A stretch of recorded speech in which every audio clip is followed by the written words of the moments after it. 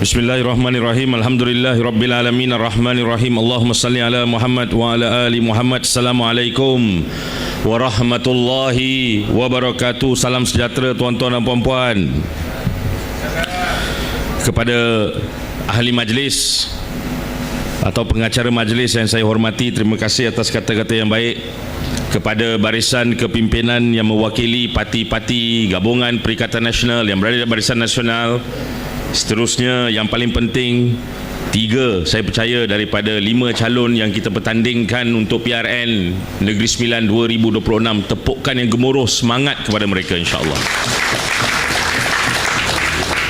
Tadi Datuk Ezam ada menyatakan bahawa ini merupakan pilihan raya yang luar biasa. Datuk Ezam juga menyatakan kita berada dalam satu zaman yang luar biasa, kerana kita berhadapan dengan musuh yang luar biasa. Tetapi sebenarnya orang Melayu dah biasa dengan luar biasa ni. Kerana apa, tuan-tuan dan puan-puan? Sejarah sentiasa menjadi guru yang paling baik untuk mengajar kita. Dan kalau kita sorot balik kepada sejarah, kita kaji balik kepada sejarah, kita lihat balik kepada sejarah, kita akan lihat bagaimana luar biasanya orang Melayu itu. Hari ini kita bercakap mengenai penyatuan. Hari ini kita bercakap mengenai gabungan. Hari ini kita berbicara tentang keperluan untuk kembali bersama atas pentas dan meja yang sama. Tapi luar biasanya hari ini adalah kerana kita tidak ingin hanya duduk semeja insya-Allah di Negeri Sembilan ini, tetapi kita perlu membawa jajaran baru ini untuk menakluki Putrajaya. Dan kenapa saya kata sejarah, kita mesti ingat daripada sejarah, makcik? Kenapa kita kena ingat sejarah, uncle? Why? Kerana setiap kali Melayu menghadapi masalah, Melayu akan jumpa titik penyatuan. Tuan-tuan dan puan-puan, ingat dulu Perang Dunia Kedua, Jepun dikalahkan, British kembali. British kembali bukan dengan tangan kosong. British kembali dengan Malayan Union. British kembali dengan cara pentadbiran yang akan meletakkan Raja-Raja Melayu, minta maaf cakap, second class. British kembali dengan Malayan Union akan menjadikan British ni kawal segala-galanya. Ada, minta maaf, raja-raja yang telah tanda tangani, tetapi Melayu dia bersatu. Melayu dia sedar pada waktu itu bila nak hilang negara, nak hilang tanah, nak hilang kuasa, dia ingat dia perlu bersatu. Sebab itu Datuk Ezam, luar biasa tu dulu kita dah buat dah sekali.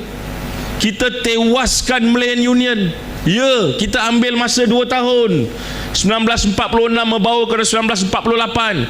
Tetapi waktu itu Raja Melayu sedar, waktu itu petani Melayu sedar, waktu itu guru Melayu sedar, waktu itu ustaz-ustazah Melayu sedar, waktu itu orang Melayu sedar. Sekarang ini 80 tahun, dulu 46, sekarang 2026, Melayu lagi sekali perlu menyatakan penyatuannya. Dan tuan-tuan dan puan-puan, kalau British kita boleh kalahkan, kalau British kita boleh halau, kalau dengan British kita boleh ambil kemerdekaan, apalah lagi Anwar Ibrahim ni? Because he is the cause of the problem. Tidak perlulah nak kompromi lagi dah. Kenapa he is the cause of the problem? Sebab tuan-tuan dan puan-puan, setiap hari yang menyatakan perkauman, racism, bukan kita. Yang menyatakan adalah dia, not us. Dan ini special message kepada rakan-rakan kita yang bukan berbangsa Melayu. Mana-mana pihak yang dilantik menjadi ketua di Putrajaya sebagai kerajaan, dia ada tanggungjawab bukan kepada orang Melayu sahaja, dia ada tanggungjawab kepada orang bukan Melayu juga. Dan mana-mana orang yang memegang Putrajaya, insya-Allah nanti dia kena ikut perlembagaan juga. Dan perlembagaan kita adalah perlembagaan yang berteraskan kepada Melayu. Lihat saja perkara 152, lihat saja perkara 153, lihat saja perkara 11 dalam kurungan 4 Perlembagaan Persekutuan, ketertinggian Islam, keistimewaan Melayu. Tetapi pada masa yang sama, hak bangsa lain ada, hak agama lain ada. Kenapa kita perlu takut kalau ada gabungan dengan orang Melayu?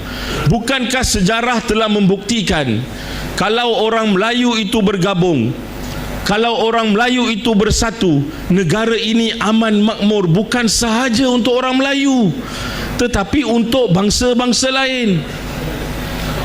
Terbukti sejarah tidak menipu, dan kalau kita tidak belajar dari sejarah, kita akan mengulangi masalah yang sama. Kemajuan negara ini daripada merdeka dengan Perdana Menteri pertama, kedua, ketiga, keempat dan seterusnya, mereka semua membawa teras Melayu. Tapi why are we in this current predicament? Kenapa kita berada dalam masalahnya sekarang? Kerana orang kata kalau orang Melayu bersatu, kalau Parti PAS bersatu dengan UMNO, kalau Perikatan Nasional berada bersama Barisan Nasional, maka kita ni menjadi kerajaan yang resis, kita ni menjadi kerajaan yang Melayu, kita ni tidak ingin endahkan orang-orang bukan Melayu. Bagaimana mungkin benda itu berlaku? Kalau nak mentadbir negara ini, mesti mentadbir berdasarkan undang-undang perlembagaan keluhuran. Bukankah itu rukun negara yang kita semua angkat? Tak kisah kita Melayu, tak kisah kita bangsa lain, kita masih akan angkat rukun negara, kita masih pertahan perlembagaan. Maka apa yang kita takut sangat ni? Kalau bercakap tentang Melayu, itu dikira resis. Tapi kalau bangsa lain, pemimpin lain bercakap tentang bangsa dia, itu dikira perlembagaan. Kerana itulah yang berlaku sekarang. Mahu tidak mahu, kita dipesongkan ke arah itu. Kononnya kalau kita ingin bersatu dalam satu gabungan yang besar, kita ingin bersatu dalam satu penyatuan yang besar, kalau kita ingin bersatu dalam satu kenderaan menuju ke Putrajaya hanya kerana bangsa kita, itu dikira resis. Sedangkan seperti mana saya nyatakan tadi, apabila perlembagaan ini didraftkan, perlembagaan ini diperkenalkan, perlembagaan ini diangkat dalam negara kita, perlembagaan itu adalah dokumen yang sah, terasnya Melayu. It's a Malay constitution yang akan menjaga hak keistimewaan orang Melayu tanpa melupakan bangsa-bangsa lain. Dan tuan-tuan dan puan-puan, masalah kita sekarang ini, bagaimana kita nak selesaikan? Kita tidak boleh selesaikan kalau kita tidak bersama. When there is a common enemy, apabila ada satu musuh yang nyata, ada satu musuh yang memang kita semua rasa tak puas hati, kita perlu lakukan sesuatu, maka kita perlu penyatuan itu. Ya, ada yang akan rasa tidak selesa. Ya, ada yang akan rasa macam ada yang tidak kena. Tetapi musuh yang nyata depan mata itu kita perlu ketepikan dulu. Then we go to the drawing board lagi sekali. Kita cuba cari penyelesaian yang lain. Tetapi kalau setiap daripada kita hanya pentingkan diri sendiri, hanya pentingkan niat sendiri, maknanya kepentingan ego kita ini jauh lebih besar daripada kepentingan untuk menyelamatkan negara. Ego itulah yang kita kena letak tepi dulu, kerana kita perlu selamatkan negara ini. Dan negara ini, sejarah lagi sekali saya nyatakan, berulang bahawa negara ini hanya boleh diselamatkan kalau terasnya Melayu dengan janji untuk menjaga bangsa-bangsa yang lain.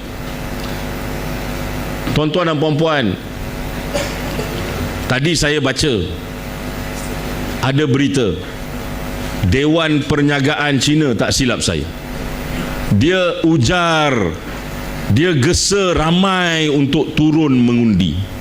Ini masalah ni orang Melayu ni. Dua masalah. Orang Melayu masalahnya tak apalah, tak apa. Kalau tak apa itu masalah lah tu nanti. 1 hari bulan 8 orang Melayu kena keluar ramai-ramai mengundi. Bukan hanya untuk orang Melayu, tetapi orang Melayu mesti keluar ramai-ramai mengundi. Hantar mesej isyarat, signal, semboyan yang jelas. Kita akan angkat Perikatan Nasional Barisan Nasional, bukan untuk orang Melayu sahaja, tetapi untuk bangsa-bangsa yang lain. Dan kedua, minta maaf saya cakap, kita ada banyak persatuan, kita ada banyak pertubuhan, kita ada banyak NGO, kita ada banyak pun dewan-dewan perniagaan Melayu ni, tetapi di manakah gesaan mereka kepada orang Melayu untuk keluar mengundi? Hanya 1 hari dalam tempoh 4 atau 5 tahun, rakyat akan jadi raja. Dan rakyatlah yang mesti keluar untuk memastikan kita angkat pemimpin yang betul, untuk angkat pemimpin yang ikhlas, untuk angkat pemimpin yang akan bertanggungjawab. Dan ikhlas, amanah, tanggungjawab itu semua, saya percaya tuan-tuan dan puan-puan, ada pada calon-calon yang ditawarkan 11 daripada Perikatan Nasional dan 25 daripada Barisan Nasional. Mereka lah yang kita kena angkat untuk pastikan negeri ini diselamatkan dan seterusnya menuju ke Putrajaya, insya-Allah. Tuan-tuan dan puan-puan, tuan-tuan dan puan-puan, kalau calon-calon kita ini, saya harap dan insya-Allah saya percaya kepimpinan telah pun melakukan vetting yang sebaiknya. Kita mesti pastikan calon-calon ni lah, mereka tidak ada kepentingan diri. Kepentingan mereka hanyalah untuk memenangkan Perikatan Nasional dan Barisan Nasional. Kerana tugas di hadapan kita ni tugas yang mencabar. Hari ini tuan-tuan dan puan-puan, penjajahan tidak berlaku melalui kapal perang, melalui bom, melalui roket, melalui bedilan peluru. Penjajahan berlaku dengan ekonomi. Penjajahan berlaku melalui media sosial. Penjajahan berlaku dengan pemikiran. Dan penjajahan sekarang sedang diterapkan. Dekat tak jauh dari mana ni? Johor. Network School. Bagaimana orang yang ada kaitan penyokong Zionis ni dengan bangganya dabit dada, dia kata saya nak bawa pelaburan, you decide nak sokong kita ke tidak. Baguslah, kita dah hantar dia pulang. Hari ini kita dengar Senate Amerika ada 6, 7, 8 orang merasakan tak puas hati. Amerika Syarikat kata dia nak send a serious message to Malaysia. Kita ni dari sini Seremban kita hantar serious message jugalah.